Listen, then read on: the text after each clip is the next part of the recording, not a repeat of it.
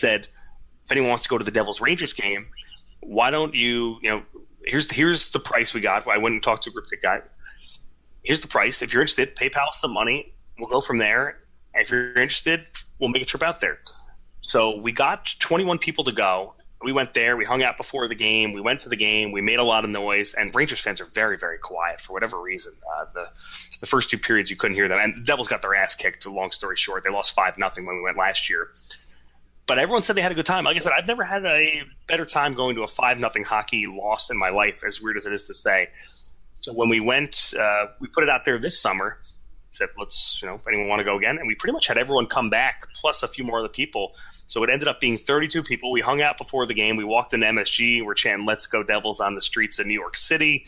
Again, everybody fired up. We go inside, and the Devils end up, they score, 3 straight goals after they fell behind 1-0. And we're just making noise, and you can't hear Rangers fans at all. For whatever reason, there was 2 people trying to start "Let's go Rangers" chants in our section. Half the lower deck was full. And, it's great because when you got 30 people next to you, anytime I fired up a "Let's go Devils" chant, everyone's in unison. Everybody's, perfect. We're making noise. They made more noise booing our chants than they did actually making noise for their team. So it was so much fun. More than anything, that's what I wanted. I wanted to give, like Devils Daily, I wanted to give people a place to talk Devils. For this, if they come into our building so damn much and make noise, you know what? Let's go into their building and make some noise. And apparently it came through on TV. They showed us during the pregame. They showed us in the third period when the Devils were winning 3-1. And the Devils' social media posted a picture where you could hear us chanting "Let's go Devils" at the end of the game. So just wanted to stick it back in the face of Rangers fans who think they're so great. And good for them that they're off to an awful start so far this year because they deserve it. Yeah, I heard you guys talking about it, and it was like that sounded like so much fun. And I do agree with you. It does feel like the Rangers fans are always so quiet. And I don't understand it. You have a team, and they're a great team. Why are you so quiet? It's strange with them. I can't understand why. Because even when last year in December and the Rangers were good and the Devils were starting to teeter at that point, it was still dead quiet. I don't understand why that was the case. Even when it was 3-0, it was still very quiet. And even when they led 1-0, we were still making noise. And I told everyone in our section, I don't care if we're down 1-0, 2-0, 3-0, 4-0. We're going to chant for our team. More than anything, that's what I said. We try not to get too antagonistic with the Rangers fans. I told everyone before we went in, let's make noise. It's all about the red and black. If someone starts crap with us, we can throw it back to them a little bit, but we're not going to be the ones who go out of our way to antagonize Rangers fans. So we kept it clean. We kept it respectful. We even got some nice comments from some courteous Rangers fans who were sitting next to us. Said they hadn't heard a fan base like that, do what we were doing in the 40 years he had been going to the Garden. So that was cool to hear. So yeah, screw them. Yeah, it's fun. I haven't been to a Devils game in a long time because I'm out here obviously now. But I used to go to a lot of games. I've actually been to Devils Ranger playoff games back in '97. So that was a lot of fun. So I remember those days, and that was a weird series to be at, especially that Game 5 Adam Graves goal. I was there for that. Ugh, bless your soul. But knowing, 2 weeks before, I was there for Marty's goal. I was in the building for Marty. Yes. So I was there for that. So I remember that. That was a great night. I call that the first time I ever had the hug a stranger moment. Oh, yeah. That's so random. Strangers. Like, that's probably never going to happen again. Like, no. in a playoff game? Like, never. So I went to the game where they swept the Rangers 06 Game 4 at the Garden, and that was a lot of fun because that's when I kind of got the itch for it a little bit. It was so cool hearing so many Devils fans because Rangers fans had started to sell their tickets. It was Devils 3-0, and there were so many Devils fans in the Garden. Devils, I think they reeled off 3 or 4 goals in a row, and the place just kept getting louder and louder with each goal. It was awesome. So, yeah, a lot of memories of those Devils-Rangers games. Yeah, I also remember my all-time playoff game. I went to Devils-Toronto Game 7 in 2001.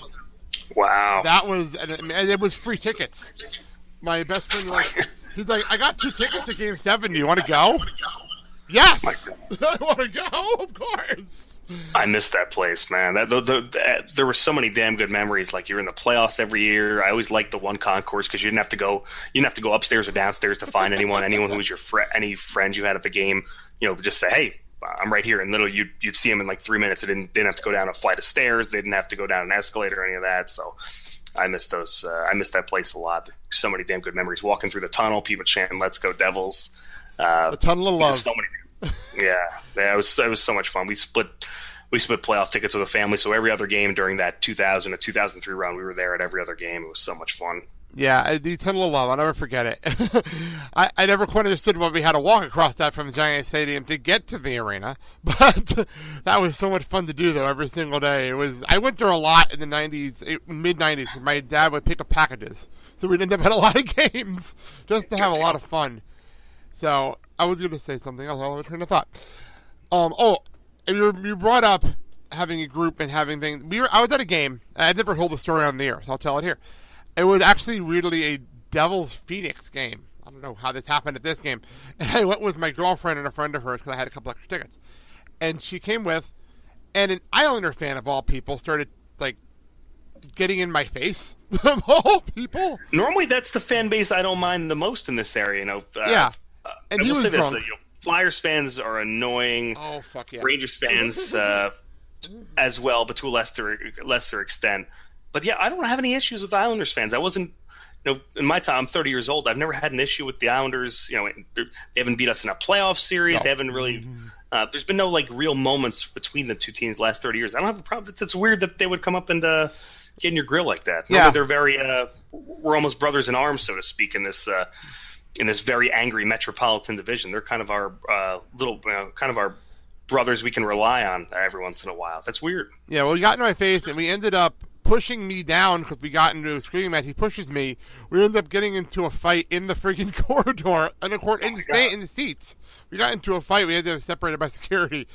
I was one of the most weirdest days. It was the middle of January. It was such a weird day, to the point where there was a bunch of friends of mine from the Devil's mailing list, 4 rows behind me. And they emailed me and are you okay? Are you all right? What happened to you? I don't know what happened there. It was weird.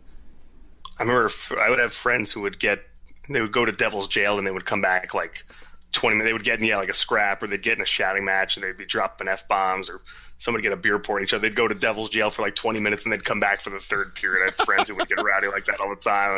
It was a crazy place. It's not as loose as that anymore. If you go somewhere, they hold you there forever. But yeah, that Devil's Jail over at Continental, that was a good times back in the day. The Meadowlands was a whole different atmosphere. It really was a whole different. I used to work there, so I used to work there for a while. I worked Giant Stadium for about a year. My grandfather worked there for 20 years. So that was he got me a job there, and I worked a couple of Devils games and things like that. But being in that, I missed the Continental Arena. It always sounds so silly. We were talking about it here. I'm 35, so we're about the same age. And it's weird saying that I miss the old building compared to the new one that we have, because we have The Rock, and The Rock is a great building. But it's not the Continental Arena, Brendan Byrne Arena. Yeah, maybe more so than anything, it's the tailgating.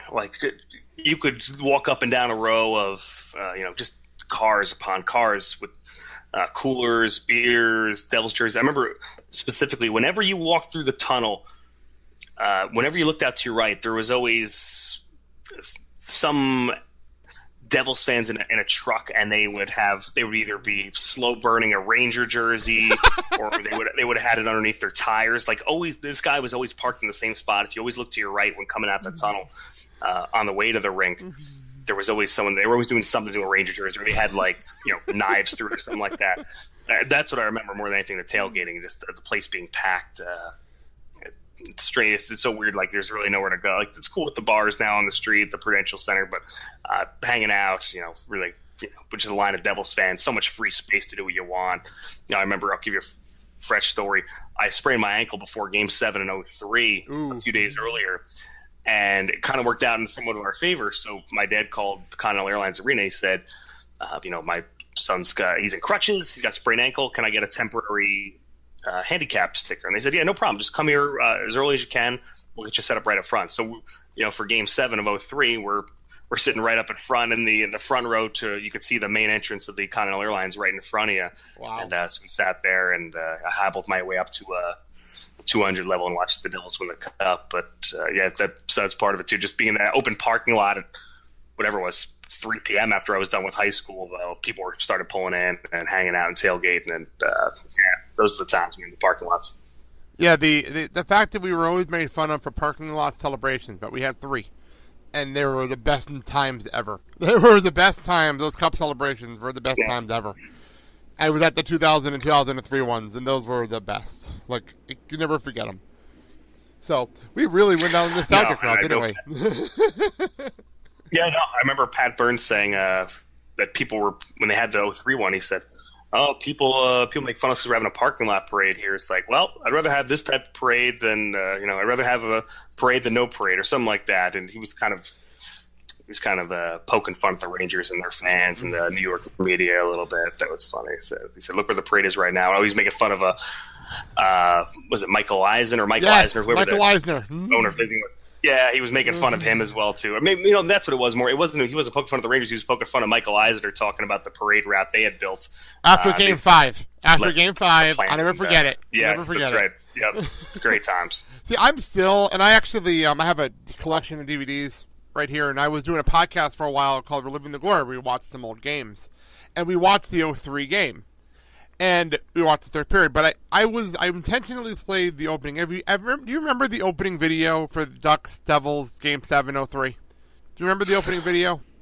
On the DVD or the actual on the game itself on television? That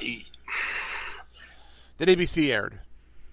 Nah, it's not ringing in my. I know it's out there. I know that one YouTube user out there is tremendous. Whatever his name is, McKay, and then a bunch of numbers. I know he's probably got out there. I've watched I think the CBC version of that, but the ABC version's not.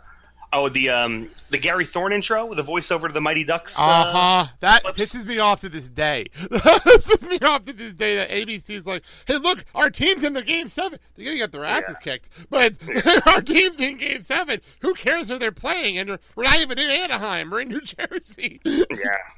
They were living off that Ducks thing. They kept showing the Mighty Ducks clips. They showed it during Game 1. They showed it during Game 7. And I forget what Gary Thorne said during one of the intros. He said the Devils are the Terminator, straight out of Central Casting. It's so bad. Brutally efficient. Yeah, it was like this big build-up. It was I didn't see it live, but yeah, I've seen the videos online of it. Yeah, I remember because on every other game that they do on the NHL Network where they have they just go right into the game, they aired the opening for that game on NHL Network back. I'm like, oh, really? Did they really include that? Like, why did they include that? Yeah, just give me the game. Just give me the hockey game. So, all right, well, let's get back to this season. And we've had this red hot start. Now, seeing the team in person like you did at the Rangers game, what do you think of this team? The way they look like so much fun. I know in the Tuesday night game, they look like so much fun. I'm still not sure about the defense just yet. I need to see more of them. But it's nice to see Steven Stantini stepping up. He's gobbled up so much ice time so far this year. I want to pull it up. He's had some games. It was the other night. God, who did they play last night? They played Tampa. He had 25 minutes of ice time. He's actually leading the team in ice time amongst all players. He's averaging just under 21 minutes per game across the early season here. It's been fun watching him develop. I don't know about the rest of the defense. Damon Severson looks like he's struggling to find his footing thus far. I'm not sure much Andy Green has left in the tank, and other guys like Dalton Proud and Mirko Mueller haven't really wrestled a full-time roster spot away just yet. So I'm interested to see what they do.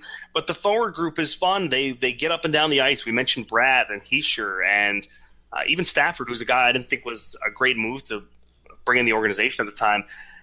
As many games as he's gotten, he's been able to put up some points. He's been a very efficient player for the amount of ice time he's had, power play, even strength as well. Adam Henrique kind of gets lost in all of the idea because he's more the old guard, so to speak. He's already got 6 points on the season in 6 games, so he's been very efficient as well. So there's a lot to like so far, and it takes time. People think rebuilds are quick, or they see a certain team just turn on the switch. That's not how it works, and they've added a lot of young, fast forwards, and only more coming up. The Devils farm system should have a few more players coming into the mix soon enough, so it's been very encouraging to see early on. I think the offense will score more goals than they usually have. I'm not sure about the defense just yet. I need to see a little bit more. Okay. So I know I think I said it on Twitter after the Tampa game, and I go and say, I don't want to jump the gun, but I'm starting to believe in this team. And it's weird. I don't really like saying that in October. I really don't want to jinx anything, but it's hard not to enjoy this. It's so weird that we have a franchise that suddenly when they're going to be the worst team in the league, and they've already beat Tampa. They beat Tampa and they beat Toronto. Those are two tough games. Those are really, really, really tough games that they won. and they should not have won that Toronto game. They shouldn't have won the Tampa game.